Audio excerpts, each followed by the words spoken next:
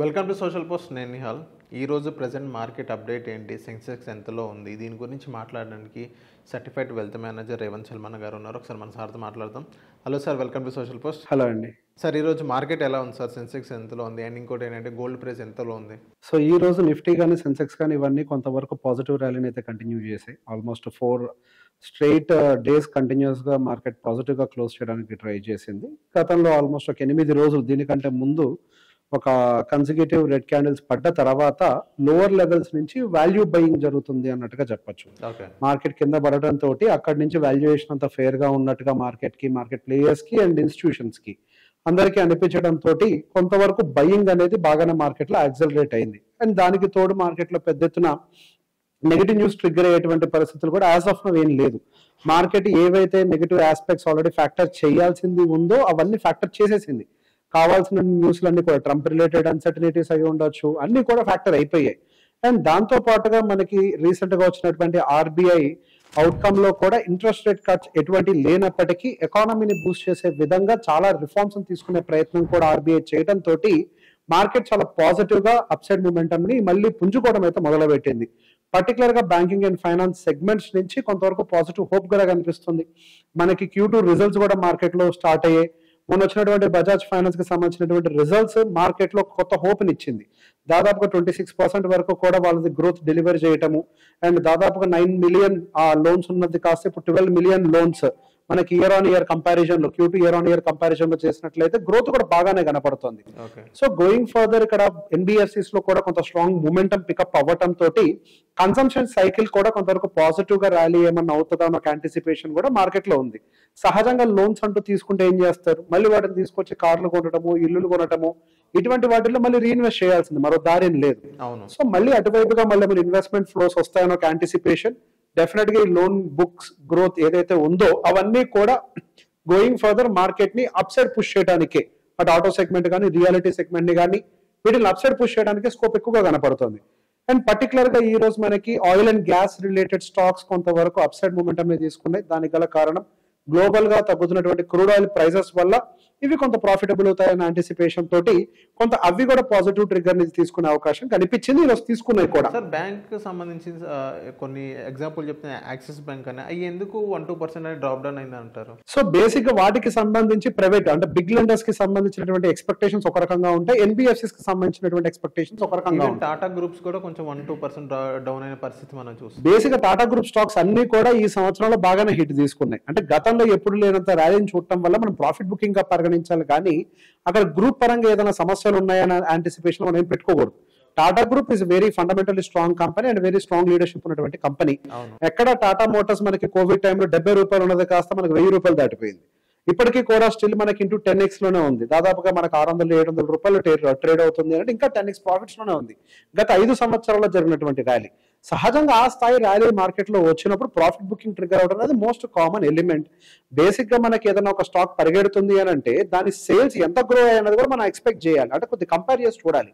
నిజంగానే మనకు గత 5 సంవత్సరాల్లో అది 1000 రూపాయలు టాటా మోటార్స్ కి వెళ్ళింది అని అంటే ఇంటూ 20 టైమ్స్ నిజంగానే సేల్స్ పికప్ అయ్యాయా? అటువంటి కండిషన్ లేదు. స్లోగా ఈవీ మార్కెట్ లోకి వచ్చేసరికి టాటా లీడర్ గా ఉంటుంది. టాటాకి మించిన కంపెనీ ఇంకొకటి లేదు అనే యాంటిసిపేషన్ తోటి ఫ్యూచర్ గ్రోత్ ని ఎక్కువగా యాంటిసిపేట్ చేసి కొంత బయింగ్ ఎక్కువగా చేసి స్టాక్ ప్రైస్ పెంచారు.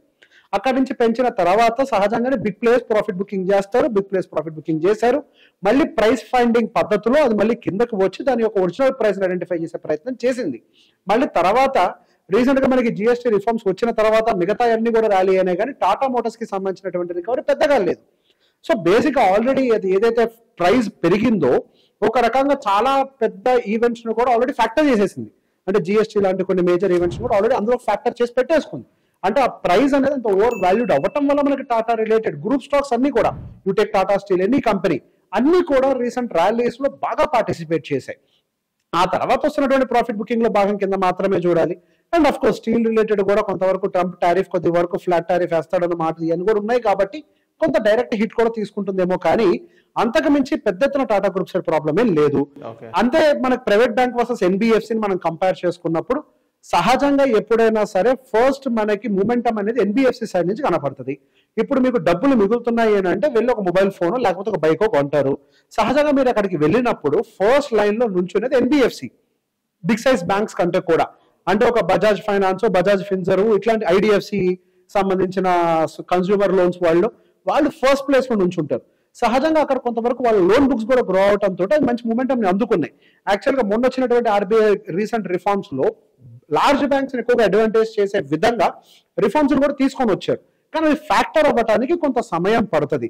అదే విధంగా అది కేవలం లార్జ్ బ్యాంక్స్ ఒకటే అడ్వాంటేజ్ అంటే కన్స్యూమర్ కి కూడా అడ్వాంటేజ్ ఉండే విధంగా ఏవైతే ఇంట్రెస్ట్ రేట్ కట్స్ ఆర్బీఐ ఇస్తుందో అది కస్టమర్ కి పాస్ ఆన్ అవ్వాలి అనే ఒక ఉద్దేశాన్ని కూడా క్లియర్ గా మెన్షన్ చేసింది. అది చాలా బ్యాంక్స్ ఏం చేస్తున్నాయంటే డిలేడ్ గా పాస్ చేస్తున్నాయి, కొన్ని బ్యాంక్స్ పాస్ ఆన్ చేయట్లేదు ఇంట్రెస్ట్ రేట్ కట్ ని. అట్లాంటప్పుడు ఆర్బీఐ ఇంట్రెస్ట్ రేట్ కట్ చేయడం వల్ల మార్కెట్ లో లిక్విడిటీ ఇంక్రీజ్ కాదు. సో లేదు, ఎట్టి పరిస్థితుల్లో అందరూ కూడా కంపల్సరీ పాస్ ఆన్ చేయాలి అని ఒక రూల్ కూడా తీసుకొని రావడంతో అది కొంతవరకు కన్సంప్షన్ థీమ్ అండ్ ఆల్ అన్నింటినీ కూడా పర్టికులర్ గా ఎన్బిఎఫ్సి సైడ్ సహజంగా అందుకుంటది. ఎన్బిఎఫ్సి సైడ్ పెద్ద ఎత్తున రిఫార్మ్స్ తేనప్పటికీ డబ్బులు మిగిలితే ఫస్ట్ ఎన్బిఎఫ్సిస్ అడ్వాంటేజ్ తీసుకునే ప్రయత్నం చేస్తాయి. అండ్ అది ఆల్రెడీ ఈ క్వార్టర్ లో వచ్చినటువంటి quarterly results of Bajaj finance లో క్లియర్ గా కనిపించింది. వాళ్ళ లోన్స్ కూడా బాగానే గ్రో అవుతున్నాయి. సో గోయింగ్ ఫర్దర్ నెక్స్ట్ రాబోయేటువంటి ర్యాలీ అంతా కూడా బ్యాంక్స్ అండ్ ఎన్బిఎఫ్సిస్ తో లీడ్ చేస్తూ ఆ తర్వాత కన్సంప్షన్ అండ్ ఎఫ్ఎంసీజీ దాన్ని అందుకుంటాయి. అఫ్ కోర్స్ కన్సంప్షన్ లో భాగం ఒక ఎఫ్ఎంసీజీ కూడా, దాంట్లో ఆటో అవ్వచ్చు, ఎఫ్ఎంసీజీ అవ్వచ్చు, కన్స్యూమర్ డ్యూరబుల్స్ రిలేటెడ్ స్టాక్స్ అయి ఉండొచ్చు. ఇవన్నీ కూడా స్లోగా నెక్స్ట్ లెవెల్ ర్యాలీలో అందుకునే అవకాశాలు ఉంటాయి. సో సహజంగా ఇక్కడ ఏమవుతుంది, కన్స్యూమర్ డ్యూరబుల్స్ ఆర్ కన్స్యూమర్ కి సంబంధించిన ఆటోమొబైల్ కి సంబంధించినటువంటి ప్రోడక్ట్స్ కి కొంత నెంబర్ సపోర్ట్ చేస్తున్నాయా లేదా అని ఎదురు చూసే ప్రయత్నం మనకు మార్కెట్ చేస్తుంది. బ్యాంక్స్ రిలేటెడ్ కొద్ది గొప్ప లిక్విడిటీ ఇంప్రూవ్ అవుతుంది. సో సర్ప్లస్ కూడా పెరుగుతోంది వాళ్ళ లిక్విడిటీలో అనే ఒక న్యూస్ ఆల్రెడీ మార్కెట్ లోకి వచ్చింది. కాబట్టి రిజల్ట్ ఆల్రెడీ అంటే ఆర్బీఐ రిలేటెడ్ ఇంపాక్ట్ ఏవైతే చేసింది ఇంట్రెస్ట్ రేట్ కట్స్ వల్ల ఆ ఇంపాక్ట్ ఆల్రెడీ బ్యాంక్స్ లో కనపడుతుందని ఒక హోప్ తోటి market at banks and NBFCs already all time highs కి తీసుకొని వెళ్తుంది. బట్ అదర్ సెగ్మెంట్స్ కూడా కొంత ముందరికి మూవ్ అవ్వాలి అని అంటే కొంత సమయం పడుతుంది. ఇప్పుడు హవెవర్ Q2 రిజల్ట్స్ వస్తున్నాయి, రేపో maybe tomorrow day after tomorrow మనకి టీసీఎస్ రిజల్ట్ కూడా వస్తుంది. ఈ టీసీఎస్ రిజల్ట్ తర్వాత కొంత మొమెంటం కొద్దిగా ఏదైనా కొద్దిగా హోప్ కనిపించినా కానీ మొమెంటం కనిపించే అవకాశాలు ఉంటాయి. ఒకవేళ బ్యాడ్ రిజల్ట్స్ వచ్చాయి అనుకోండి, మార్కెట్ పెద్ద ఎత్తున దానికి నెగిటివ్గా మాత్రం రియాక్ట్ కాదు. ఇప్పుడు యూఎస్లో ఐటీ రిలేటెడ్ నెగిటివ్గా ఏదైనా రిజల్ట్ వస్తే అవి పట్టంగ్ స్కోప్ ఉంది, ఎందుకు అవి ఆల్రెడీ పెరుగున్నాయి. బట్ ఇండియన్ ఐటీ సెగ్మెంట్కి సంబంధించిన కండిషన్ అది కాదు. As an IT pack total ఇండెక్సే 35% ఇంకా డౌన్లో ఉంది, 30 to 35% లోవర్లో ఉంది. వాల్యుయేషన్ పాయింట్ ఆఫ్ వ్యూలో చూసినప్పుడు చాలా ఫెయిర్ వాల్యుయేషన్లో మనకి ఐటీ సెగ్మెంట్ ఉంది. సో నెగిటివ్ న్యూస్ ఏమన్నా కొంచెం అంటే సరిగ్గా రిజల్ట్స్ రాకపోయినా అది పెద్ద ఎత్తున డౌన్ సైడ్కి డ్రాగ్ అవ్వదు. కానీ కొంచెం పాజిటివ్ హోప్ క్రియేట్ అయినా కానీ నెక్స్ట్ ఐటీ సెగ్మెంట్ అనేది అప్ సైడ్ మూవ్ అవడానికి చాలా ప్రయత్నాలు చేస్తుంది. గతంలో వచ్చినటువంటి ఫాల్లో పడ్డటువంటి మెజారిటీ ఆఫ్ ద సెక్టార్స్ అన్నీ కూడా రికవర్ అయిపోయినాయి. ఫైనాన్స్ రికవర్ అయింది, ఆటో రికవర్ అయింది, కన్సంప్షన్ అండ్ ఎఫ్ఎంసీజీ స్లోగా పికప్ అవడానికి ట్రై చేస్తుంది. ఇంకా వాటిలో రికవరీ రాలేదు, కానీ అవి హియర్ అండ్ ఖచ్చితంగా రికవర్ అవ్వాల్సిందే. బై గవర్నమెంట్ యాక్షన్స్ ఏవైతే ఉన్నాయో అవన్నీ కూడా డైరెక్ట్గా దీని మీద పడితే డెఫినెట్గా రికవరీ వస్తుంది, దాంట్లో ఎటువంటి ప్రాబ్లం లేదు. కేవలం మనం ఇక్కడ ఐటీని ఒకదాన్ని కొంచెం కీన్గా అబ్జర్వ్ చేయాలి. ఎందుకు, IT segment is one of the largest heavy weights in the index of Sensex and Nifty. So వాటి మీద కొంత ఇంపాక్ట్ ఉంటుంది కాబట్టి అప్ సైడ్ వెళ్ళడానికి కొంచెం ట్రై చేస్తుంది.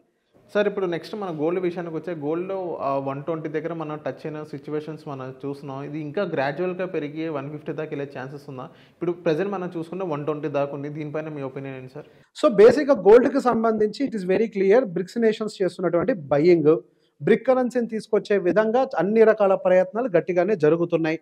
రేపు కనుక కొద్దిగా ట్రంప్ కూల్ ఆఫ్ అయి బ్రిక్స్ నేషన్స్ని కొద్దిగా కూల్ ఆఫ్ చేసి ఈ బ్రిక్ కరెన్సీని కొద్దిగా ఏమన్నా వెనక్కి పుష్ చేశాడు అని అంటే అప్పుడు కొద్దిగా కూల్ ఆఫ్ అయ్యే అవకాశాలు ఉన్నాయి.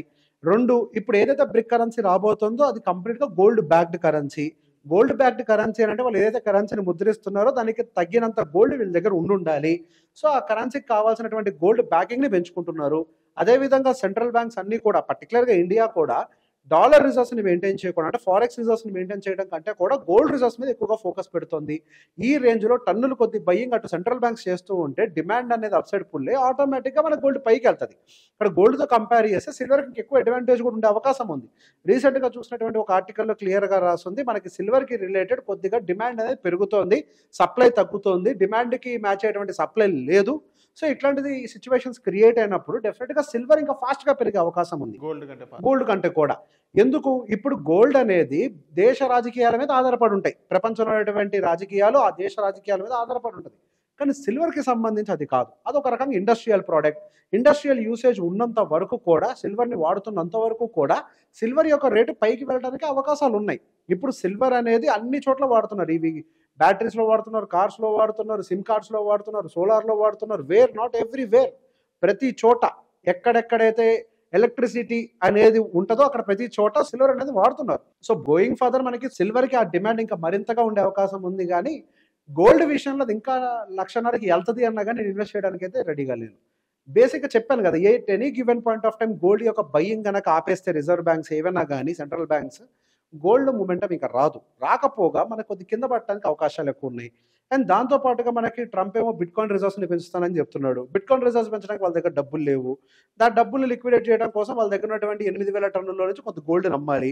డెఫినెట్గా 8,000 టన్నులు అని అంటే వాళ్ళందరూ నుంచి ఏ కొద్ది గోల్డ్ నమ్మినా కానీ గోల్డ్ యొక్క సెల్లింగ్ మళ్ళీ ప్రెషర్ క్రియేట్ అవుతుంది. సో బేసిక్గా either side of the coins మనకు సమస్యలు ఉన్నాయి. సో బేసిక్గా ఇక్కడ నుంచి మనకి రిస్క్ ఆఫ్ గోల్డ్కి ఎక్కువ కనిపిస్తుంది. ఒక రిస్క్ వాళ్ళు కొనడం ఆపినా పడుతుంది, లేదు యూఎస్ అమ్మినా పడుతుంది. ఈ రెండిట్లో ఏది జరిగినా గోల్డ్ పట్టడానికి ఛాన్సెస్ ఉన్నాయి. సో ఇక్కడ పెరగడానికి ఉన్న స్కోప్ ఏంటి? వీళ్ళు కొనాలంతే. వీళ్ళు ఎంతకాలం కొంటారు? ఎక్కడో ఒక చోట ఒక సాచ్యురేషన్ రావాలి.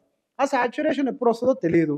సాచ్యురేషన్ వచ్చినప్పుడు ఏమవుతుంది? ఎవరైతే పెద్ద ఇన్వెస్టర్స్ ఆల్రెడీ పెట్టుబడులు పెట్టున్నారో, ఇన్స్టిట్యూషనల్ ఇన్వెస్టర్స్ అయి ఉండొచ్చు, ఫారెన్ ఇన్వెస్టర్స్ అయి ఉండొచ్చు, పెద్ద పెద్ద ఇన్వెస్టర్స్ అందరూ కూడా గోల్డ్ వెంటనే షార్ట్ చేసేస్తారు. ఒక లెవెల్కి వెళ్ళిపోతుంది. ఇక ఆర్బీఐ బయింగ్ అంటే ఎనీ సెంట్రల్ బ్యాంక్ ఇక బయింగ్ చేయలేకపోవచ్చు. మనకి లెక్కలు వేయడం మనకు రాదేమో. ఇప్పుడు టోటల్ బ్రిక్ కరెన్సీ నీడ్ ఎంత ఉందనేది పెద్ద ప్లేయర్స్కి తెలుసు. They know the estimation.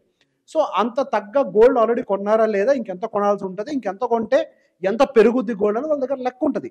ఆ స్థాయికి వెళ్ళిన తర్వాత వాళ్ళకి ఆటోమేటిక్గా షార్ట్ పొజిషన్స్ క్రియేట్ చేస్తారు. ఇక్కడ గోల్డ్ పడాలి అని అంటే వాళ్ళ దగ్గర ఉన్నటువంటి పొజిషన్స్ ఎగ్జిట్ అయినా చాలు, ఆటోమేటిక్గా గోల్డ్ కిందకు పడిపోతుంది. గోల్డ్ ప్రైస్ పెరిగేది మనకి ఫ్యూచర్స్ అండ్ బులియన్ మార్కెట్లో జరిగేటువంటి ట్రేడింగ్ని బేస్ చేసుకొని చాలా మూమెంటం క్రియేట్ అవుతూ ఉంటుంది. ఈవెన్ గోల్డ్ షాప్ వాళ్ళు కూడా అక్కడ ఫ్యూచర్స్లో షార్ట్ చేసి పెడతారు. సో బేసిక్గా future and bullion market is most commonly traded. అక్కడ కొద్దిగా ఏ ప్రెషర్ అనేది క్రియేట్ అయిందంటే గోల్డ్ కింద పట్టడానికి చాలా ఎక్కువ అవకాశాలు యాజ్ ఆఫ్ నౌ కనిపిస్తున్నాయి. బ్రిక్ నేషన్స్ గోల్డ్ రిజర్వ్స్ పెంచుతున్నారు, ఒక కరెన్సీని పుష్ చేయడానికి గోల్డ్ అనేది బ్యాకప్ అన్నారు. వన్స్ ఆ కరెన్సీ ముందుకు పుష్ అయిన తర్వాత గోల్డ్ రేట్స్ అనేది పడిపోయే అవకాశాలు ఉంటాయంట. చాలా ఎక్కువ ఛాన్సెస్ ఉంటాయి. ఇప్పుడు వాళ్ళకి కావాల్సినంత కరెన్సీ ప్రింట్ చేయడానికి గోల్డ్ కావాలి. సో ఎంత కరెన్సీ కావాలన్నది ఒక ప్లాన్ ఆఫ్ యాక్షన్ ఆల్రెడీ వాళ్ళ దగ్గర ఉండే ఉంటుంది. సో దానికి కావాల్సిన గోల్డ్ బ్యాకింగ్ అన్ని దేశాల దగ్గర ఉన్నాయా లేదో వాళ్ళకి ఒకసారి రీచ్ అయింది అని అంటే వాళ్ళ బయింగ్ ఆపేస్తారు. As of now forex reserves కంటే ఇది బెటర్ రిజర్వ్. ఎందుకు మనం ఫారెక్స్ అంటే డాలర్ రిజర్వ్ ఎందుకు చేయాలి? మనం అదేదో బ్రిక్స్ కరెన్సీ రిజర్వ్ని మెయింటైన్ చేయడం అంటే గోల్డ్ రిజర్వ్ని మెయింటైన్ చేసుకుంటే దేశ ఆర్థిక వ్యవస్థ కూడా బలంగా ఉంటుంది కదా అన్న ఒక ఉద్దేశంతో అందరూ అది పని చేస్తున్నారు. బట్ ఒక టైంకి సాచ్యురేషన్ అనేది వస్తుంది. That is the point. ఆ సాచ్యురేషన్ వస్తే పట్టడానికి ఛాన్సెస్ ఎక్కువగా ఉంటాయి. Okay. So thank you sir. Most welcome.